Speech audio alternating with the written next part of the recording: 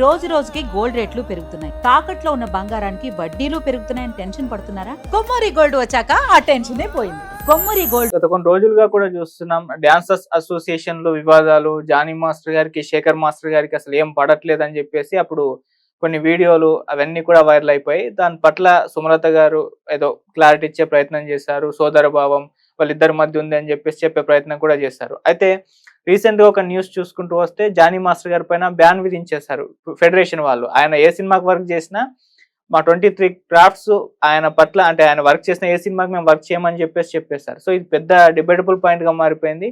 అసలు Johnny master ఇక ఇండస్ట్రీలో బ్యాన్ అయిపోయారా అని చెప్పేసి మాట్లాడుకుంటున్నారు. సో ఇప్పుడు తీరా చూస్తే ఈ సమస్య పరిష్కారం అయిపోయింది. జానీ మాస్టర్ మీద మేము నిషేధం ఎత్తివేశామని చెప్పేసి చెప్తున్నారు. సో సడన్ గా ఏం జరిగింది ఈ గ్యాప్ లో అని చెప్పేసి చూస్తే అటు బాలయ్య గారు కావచ్చు, లేకుంటే చిరంజీవి గారు కావచ్చు ఇన్వాల్వ్ అయ్యారని చెప్పేసి చెప్తున్నారు. అసలు ఏం జరిగింది ఈ గొడవ? మరి నిజంగా ఇప్పుడు బాలయ్య గారు, చిరంజీవి గారు ఇన్వాల్వ్మెంట్ తోనే ఈ సమస్య పరిష్కారం అయిందా? అటు ఫెడరేషన్ వాళ్ళు ఏం చెప్తున్నారు, జానీ మాస్టర్ ఏం చెప్తున్నారు? సో ఇలా దీనికి సంబంధించి ఒకసారి డిస్కస్ చేయడానికి ప్రజెంట్ మనతో పాటు సీనియర్ ఫిలిం జర్నలిస్ట్ అప్పాజీ గారు ఉన్నారు. వారిని అడిగి తెలిసిన ప్రయత్నం చేద్దాం. నమస్కారం సార్. నమస్తే ఆదిత్య. సో రోజు ఈ గొడవ గురించి చూస్తూ ఉన్నాం సార్. మనం రోజుకి ఒక అప్డేట్ వస్తూ ఉంది. సో అంతకు ముందే మొన్ననే మేము బ్యాన్ చేసాం జానీ మాస్టర్ ని. ఆయన వర్క్ చేసిన ఏ సినిమాకి 23 క్రాఫ్ట్స్ వర్క్ చేయమన్నారు. తీరా నిన్న చూస్తే లేదు మేము ఆయన మీద బ్యాన్ ఎత్తేసామని అన్నారు. దీనికి రీజన్ చిరంజీవి గారు, బాలయ్య గారు ఇన్వాల్వ్మెంట్ అని కూడా అంటున్నారు. ఏం జరిగింది సార్ అసలు? అది నువ్వే చెప్పేసావు మొత్తం అంతా. అంటే ఫెడరేషన్ అనేది మన ఇండస్ట్రీలో 24 క్రాఫ్ట్స్ కి ఒక సుప్రీం బాడీ లాంటిది, including film chamber, producer council, ఇవన్నీ కూడా ఫెడరేషన్ దీంట్లోనే ఉంటాయి. అంటే ఫెడరేషన్ తీసుకున్న నిర్ణయాలకి ఇవన్నీ కూడా కట్టుబడి ఉంటాయి. అందుకనే దాన్ని సుప్రీం బాడీ అంటారు. అటువంటి ఫెడరేషన్ ధిక్కరించినట్టుగా డాన్స్ మాస్టర్స్ అసోసియేషన్ వాళ్ళు చేసినప్పుడే ఇటువంటిది ఏదో జరిగే అవకాశం లేదా ప్రమాదం ఉందని చెప్పి నేను అనుకున్నాను. అలాగే జరిగింది. అయితే ఏంటంటే ఆదిత్య, డాన్స్ మాస్టర్స్ కంటే మిగతా క్రాఫ్ట్స్లో ఎవరికి లేనటువంటి ఒక పెద్ద సౌలభ్యం కానీ, లేదంటే ఒక పెద్ద అవకాశం కానీ ఏంటంటే టాప్ హీరోలకి వీళ్ళు చాలా సన్నిహితంగా ఉండే అవకాశం వాళ్ళకు ఉంటుంది. ఇప్పుడు ఉదాహరణకి చూడు, డైరెక్టర్స్ కూడా హీరోలకి సీన్ పేపర్ ఇస్తారు. ఆ ఎమోషన్ ఏంటి, ఆ సీన్ ఏంటి చెప్తారు తప్ప ఇలా యాక్ట్ చేయాలి, ఇలాగా బాడీ లాంగ్వేజ్ ఇలా ఉండాలి, అది ఇదని చెప్పరు కదా. కొత్త వాళ్ళకి అయితే చెప్తారు తప్ప ఎస్టాబ్లిష్డ్ హీరోలకి, పెద్ద హీరోలకి ఎవరికి చెప్పరు. ఎందుకంటే వాళ్ళే అందులో నిష్ణాతులు అయి ఉంటారు కాబట్టి వాళ్ళకి సీన్ పేపర్ ఇచ్చేసి ఆ సీన్ ఏంటన్నది ముందేంటి తర్వాత ఏంటి ఇలా అవి చెప్తే వాళ్ళు అల్లుకుపోతారు. కానీ డ్యాన్స్ మాస్టర్లు అలా కాదు. ఒక స్టెప్ వాళ్ళు ఏదో ప్రాక్టీస్ చేసి వాళ్ళ దగ్గరికి వచ్చిన తర్వాత హీరోలతోటి ఇలా చెయ్యాలి, చెయ్యి ఇలా పెట్టాలి, కాలు ఇలా పెట్టాలి, ఇలా ఇవన్నీ చెప్తారు కదా. అందుకనే చూడు, ఈవెన్ హీరోలు కూడా ఈ డాన్స్ మాస్టర్స్ ని మాస్టర్ అంటారు. మాస్టర్ అంటే ఒక స్కూల్ మాస్టర్ స్టూడెంట్ లాగా. Correct sir. వయసు పరంగా వాళ్ళు చిన్నోళ్ళు అయినప్పటికి కూడా మాస్టర్ అని చెప్పి అంటారు. అంత రెస్పెక్ట్ ఇస్తారు హీరోలు. అటువంటిది డాన్స్ మాస్టర్లకి ఏదైనా ప్రాబ్లం వచ్చినప్పుడు ఆటోమేటిక్గా హీరోలు ఇన్వాల్వ్ అవ్వడం. అంటే ఒక స్కూల్లో ఒక మాస్టర్కి ఏదైనా ప్రాబ్లం వస్తే ఆయన దగ్గర చదువుకున్న పిల్లలు ఉన్నత స్థానాల్లో ఉన్న వాళ్ళు ఎలాగైతే ఇన్వాల్వ్ అవుతారో అలాగన్నమాట ఇది. ఓకే. సో ఆ విధంగా ఇప్పుడు చిరంజీవి గారు, బాలకృష్ణ గారు ఇద్దరు ఇన్వాల్వ్ అయిన తర్వాత ఇంకా ప్రాబ్లం సాల్వ్ అవ్వకుండా ఎలా ఉంటుంది. ప్లస్ చూస్తే ఇందులో చదలవాడ శ్రీనివాసరావు గారు ఈ మధ్య కాలంలో ఆయన అందరూ అపర దానకర్ణుడు అని చెప్పి అంటున్నారు.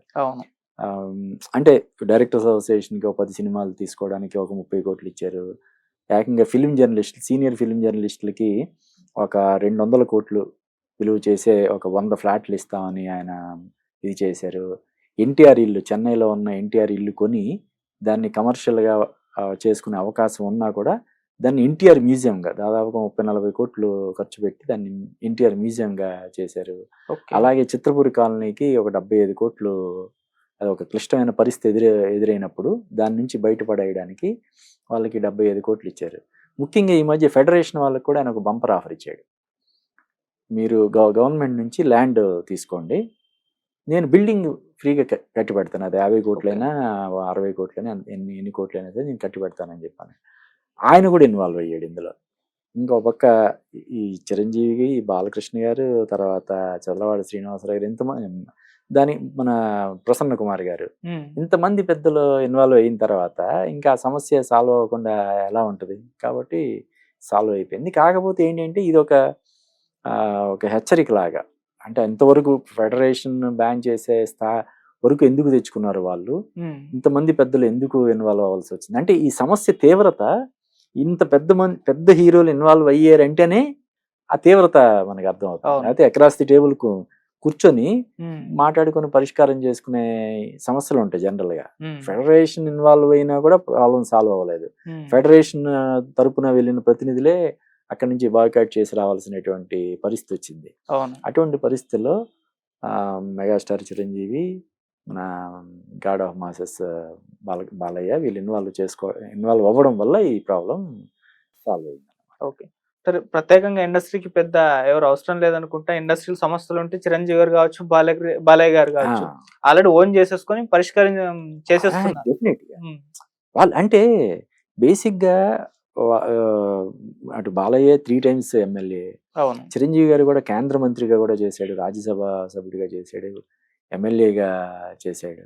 కాబట్టి ప్రజా సమస్యల పట్ల వాళ్ళకి ఉన్న కన్సర్న్ వల్లే రాజకీయాల్లోకి వస్తారు కదా! ఓకే. ఇప్పుడు బాలయ్యకి నిజంగా పదవుల మీద మమకారం ఉంటే ఆయన మినిస్టర్ అవ్వడం ఎంతసేపు కదా! అవును. కదా! ఉమ్, మామూలుగా ఒక ఫస్ట్ టైం ఎమ్మెల్యే అయిన వాళ్ళు కూడా కొంతమంది మినిస్టర్లు అవుతారు. 2 సార్లు నెగ్గితే ఖచ్చితంగా అవుతారు. 3 సార్లు అయిన వాళ్ళైతే 100% మినిస్టర్ కావాలని చెప్పి పట్టుబడతారు. పట్టుబడతారు. అటువంటిది ఈయన తనకి అవకాశం ఉండి జస్ట్ ఒక ఫోన్ కాల్, బావ నేను మినిస్టర్ అవ్వాలనుకుంటున్నాను అంటే అయిపోద్ది అంతే. ఉమ్, అయినా సరే ఆయన దానికి ఆ జోలికి వెళ్లకుండా కేవలం ఇప్పుడు బసవతారకం క్యాన్సర్ హాస్పిటల్ కానీ, వాళ్ళ హిందూపురం నియోజకవర్గంలో ఉన్న సమస్యల పరిష్కారానికి కానీ టైం కేటాయించే బాలయ్య ఇండస్ట్రీ పట్ల విపరీతమైనటువంటి అభిమానం, గౌరవం ఉన్నటువంటి వ్యక్తి ఆయన. ఆయన ఒక దీంట్లో కూడా చెప్పాడు. హీరోలందరూ కూడా అయితే ఇంటి దగ్గర నుంచి గానీ, లేదంటే స్టార్ హోటల్స్ నుంచి గానీ క్యారేజీలు తెప్పించుకుంటారు. లేదు వాళ్ళకి సెపరేట్‌గా స్పెషల్ ట్రీట్మెంట్ అనేది ఉంటది. మిగతా వాళ్ళలా కాకుండా వీళ్ళకి స్పెషల్. కానీ బాలయ్య అలా కాదు. ఓన్లీ ప్రొడక్షన్ ఫుడ్డే ఇంటి పక్కన షూటింగ్ జరుగుతున్నా కూడా ఇంటి భోజనం తిండంట ఆయన. అవును. ఎందుకంటే ఈ ఫుడ్ తినే నేను ఇంతటి వాడినయ్యాను. ఉమ్, ఇన్ని కోట్ల మంది ప్రేక్షకుల ఆదరాభిమానాలు పొందుతున్నానని చెప్పి ఎప్పుడు ప్రొడక్షన్ ఫుడ్డే తింటాడంట. అంటే ఎంత అభిమానం ఉండాలి ఈ ఇండస్ట్రీ పట్ల కదా! అందువల్ల ఇప్పుడు చిరంజీవి గారు కూడా అంతే. ఆయన ఎప్పుడు కూడా ఏ సమస్య వచ్చినా కూడా నేనున్నానని ముందుకొస్తాడు. కరోనా టైంలో కావచ్చు, ఎప్పుడైనా సరే.